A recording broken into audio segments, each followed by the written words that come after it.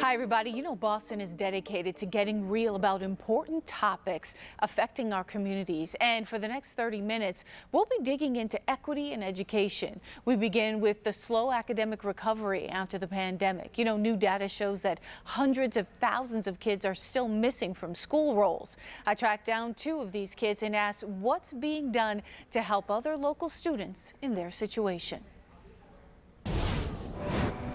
Takai Costin tells me he struggled during remote learning in the pandemic. His mom had a new baby at home. Money was tight and he felt socially isolated. So when it was time to transition back to high school in person, he stopped going. At first it was like on and off. It was like I'll come some days, I won't come like one day. But then eventually I just stopped coming completely. So in all that time, did no one check on you to make sure you were okay? Mm-mm. Did that surprise you? No, not really, to be honest with you, nah. The AP and Stanford University's big local news project studied the numbers here. Nationally, student enrollment went down by 700,000 between 2019 and 2022. So take away private school enrollment and families choosing to homeschool and then factor in population decline. Well, you have nearly 250,000 kids unaccounted for by districts in the U.S. Here in Massachusetts, enrollment dropped by about 35,000 students during that time, with over 1,200 kids unaccounted for. Professor Thomas D. authored the study. We're seeing chronic absenteeism rates that are fully 2 times what they were during the pre-pandemic period. Boston Public Schools tells Boston 25 News 48% of students over the age of 16 are experiencing chronic absenteeism this year. But overall, truancy has dropped 7% since last year, down to 35%. Brian Marquis with BPS tells me the district believes things are moving in the right direction. He says staff knocked on doors and beefed up re-engagement center efforts to reconnect with families. Where are those efforts now? The supervisors of attendance, they will support with more complex cases with students that have really extreme absenteeism, but they're also working on site in schools with school attendance teams to help train their staff. They have my email, they have my number, but they'll never reach out. It's just, are you doing okay? How you been? But I've never had a teacher, nobody call my mom. When I sat down with local kids like Takai and Miko Clark to ask why they're not going to school, the answers were all complicated. Miko was an honors student at one of Boston's exam schools. He says that he battled depression and navigated coming out as transgender during lockdown. Now he says his mom is struggling financially and his sister is balancing health issues. She just found out that she's going legally blind, and she still has to work, so it's a little hard. And Miko tells me his grades are dropping and he skips school all the time. He says he's not getting the support he needs even when he comes to school. Teachers assuming the worst of him. It hurts because sometimes I come into school and I'm ready to do what I gotta do. How do we catch kids who are struggling out of the pandemic? Develop deeper relationships and deeper connections to the school community. We need to remain diligent to ensure that we are always following up with every student if we've lost contact with them. But Professor D says that districts also have to put their money where their mouth is. He points to a national survey of school business professionals that shows districts spent twice as much pandemic relief money on technology and broadband investments than student supports. We could provide the best tutoring options and instructional supports, but if kids aren't there to receive them, it's not going to have the impact we'd like to see. And Dee says that in the end, if districts continue to work with outdated systems to track student enrollment, kids will keep falling through the cracks. All right, up next, we are looking at the controversial admission criteria for vocational and technical high schools. Advocates say that criteria is racially biased and excludes kids with disabilities. VocaTechs say that they just don't have enough seats to meet increasing demand. Both groups say the state needs to act. Every year, thousands of students from vocational technical high schools compete in the Skills USA Championships. Carpentry, automotive, metalworking, and more here at Blackstone Regional Technical High School in Upton. It's a showcase of the expertise you can only get at the state's Voc-Techs. And kids like Josue Castellion say they are being shut out. He says his middle school counselor told him not even to apply. My grades were really high. My attendance record was good, so it didn't make sense to me why I couldn't apply or why I shouldn't. There's a huge demand for vocational technical education.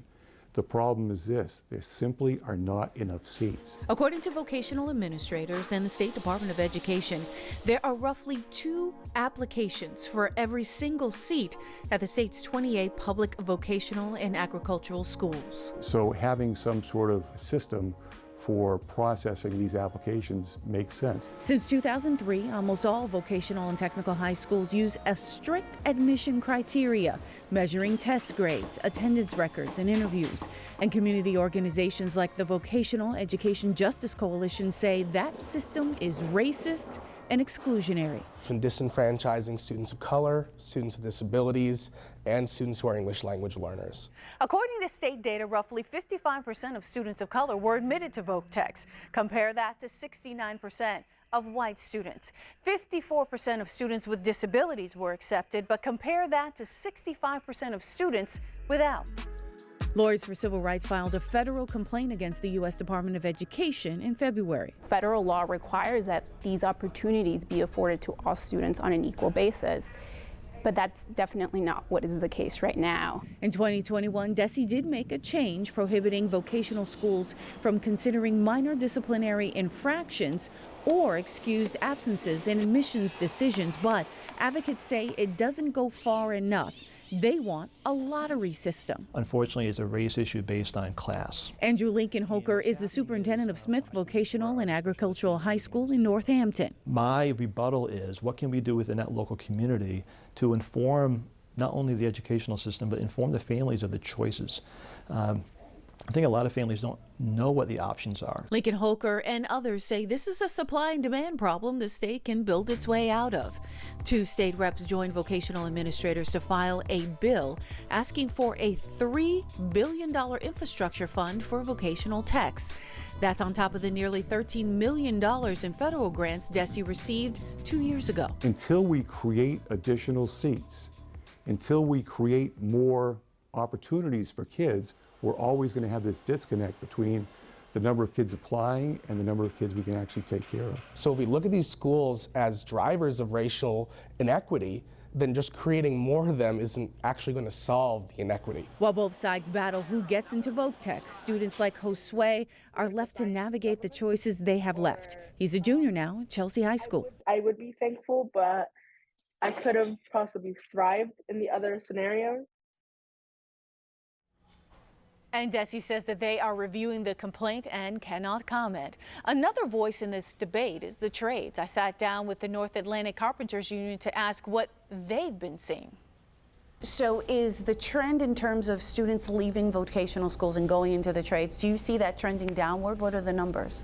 Oh, yes. The numbers are staggering. 11% of students that graduate from vocational schools enter a trade, which is the opposite of what it used to be. And 34% of people of color that have entered the carpentership apprenticeship program, only 1% of them have graduated from vocational high schools, and that's what we want to change.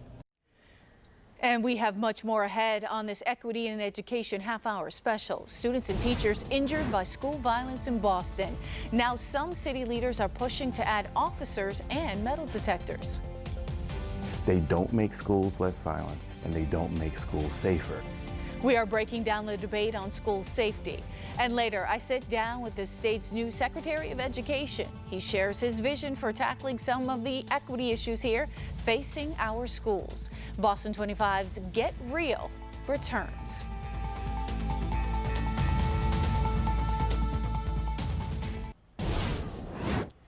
Well, it's a dangerous trend that we've been reporting on the entire school year. A 7-year-old brings a loaded gun to a Dorchester elementary school. Students jump a classmate and a teacher outside a pilot school in Mattapan. And just last week, a teacher is involved in a fight with students and staff just watching at an elementary school. And now Boston City councilors are calling for action.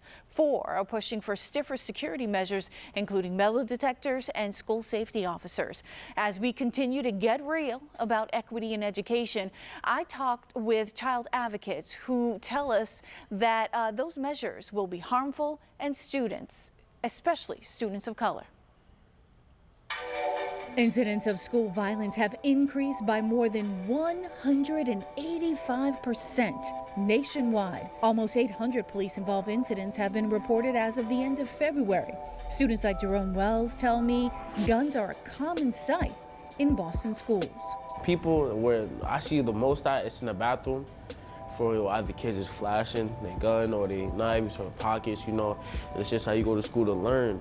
You know, and this like should be a safe environment. DeAndre Varr says he carried pepper spray for protection walking to school and used evasive measures to protect him inside the building. So there have been times where me and another gay friend have gone to the bathroom and we've been called slurs. So it gone to the point where I just have like a key to the staff bathroom. In January, 4 Boston City councilors published a letter calling on BPS to add police officers inside schools and, quote, non-evasive technology such as metal detectors to be reinstated across the district. Counselor Aaron Murphy says staff are discouraged from even calling police, and BPS has failed to release regular information on incidents of school violence. When something does happen, and we know nationally, I feel like we need to be safe than sorry.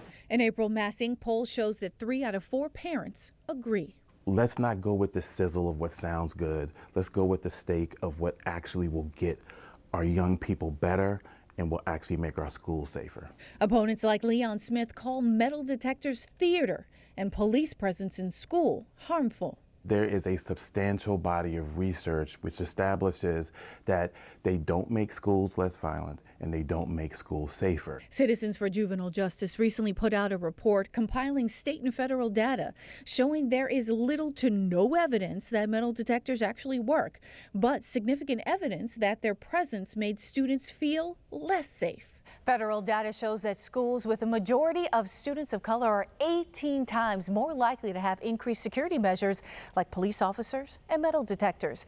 And Black and Latino and Latina students, they are 3 to 5 times more likely to pass through a metal detector than their white counterparts. What you are making these students internalize is that this space isn't the sacred space of learning. It's a space that prepares you for court and prison. Iman Hassan is with the Massachusetts Advocates for Children. She says other factors are more important when it comes to student safety. The rate of teacher to student, the rate of paraprofessional, properly servicing IEPs, having mental health practitioners that actually can give appropriate counseling and meaningful interactions with students is key. Safety is paramount in our schools. At a public hearing on Friday, Superintendent Mary Skipper and Boston Police Commissioner Michael Cox said they are close to finishing an agreement, years in the making, formalizing a relationship between the schools and the police department.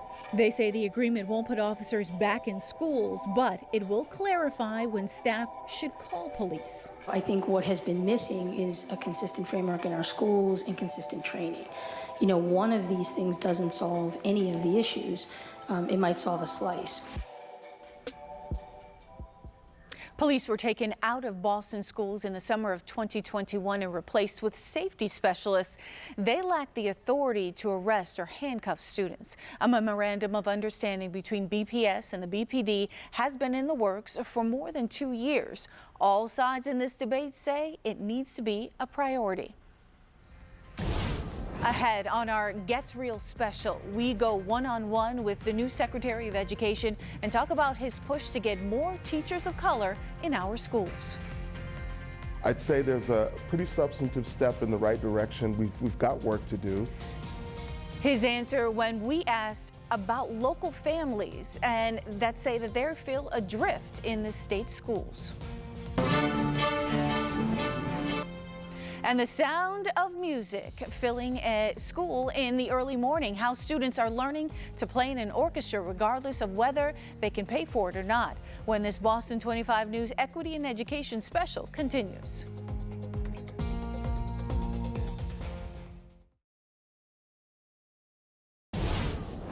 Now to a conversation with brand new State Education Secretary Patrick Tutwiler. Just 5 months on the job, he tells me he's crisscrossing the state, talking to stakeholders and working on his vision. Now Tutwiler brings a new perspective here. He is the first Black person to hold this position. He is the son of a single mother who is an educator herself.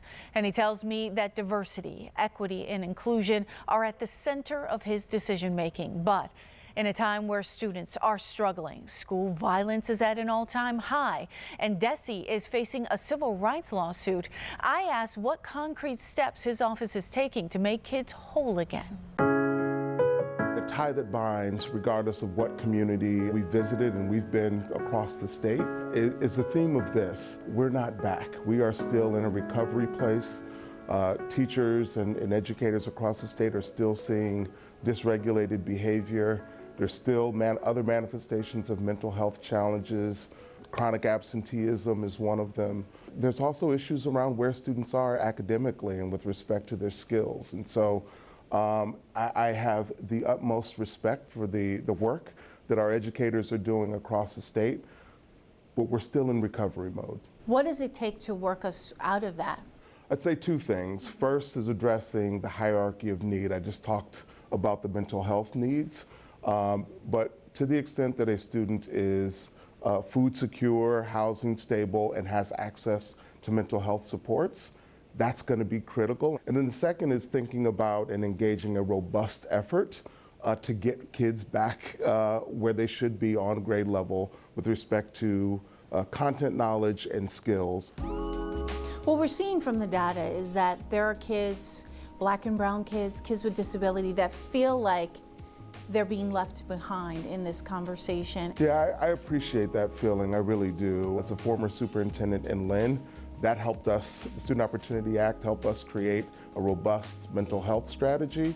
It helped us implement 3 dual language programs in our elementary schools to address the needs of our multilingual learners. It helped us sort of refine our effort to bring more teachers of color to our school. And so I'd say there's a pretty substantive step in the right direction. We've got work to do. What's my solution? Is my solution a charter? Is my solution a private school? Is my solution to try this VOTEC, navigate the VOTEC admission standards, even if they may not be trying to go to a trade? I think that's where parents are sort of feel like they're adrift right now. Stabilize, heal, and transform. The goal is not to get back to 2019 or before. We've put money forward to expand early college and high school, the innovation career pathways that I've already spoken to. We've put money forth in the stabilize and heal spaces to support expanded mental health supports, diversification of our teacher workforce. And so those are the anchors that we're using to drive our work thus far. And still ahead, filling schools with music early in the morning before the first bell even rings. How a local foundation is getting instruments into the hands of students who wouldn't otherwise be learning music when our Equity and Education special returns.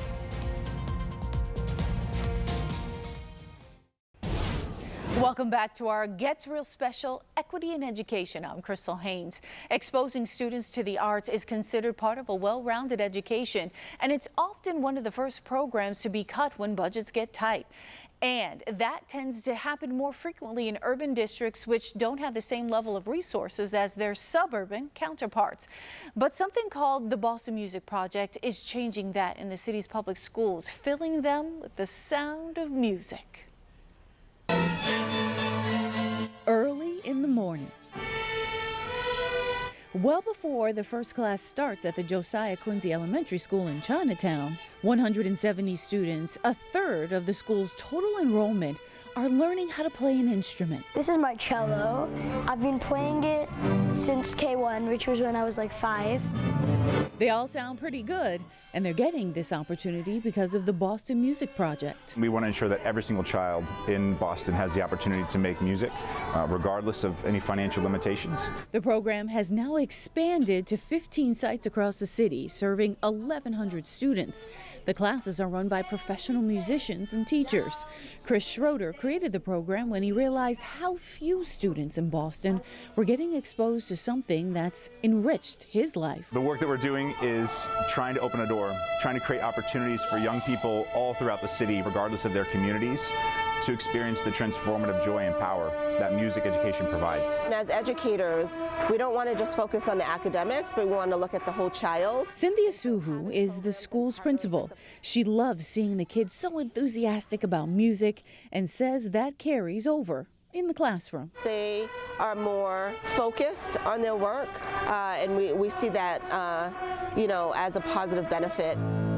I really like low music a lot. That's why Briella Baptiste chose the bass. Now she's working hard and dreaming big. I'd like to play bass with my friend Willow since she plays bass too, and we could make a career together. That's music to Schroeder's ear, but he says that's actually not the goal of this program.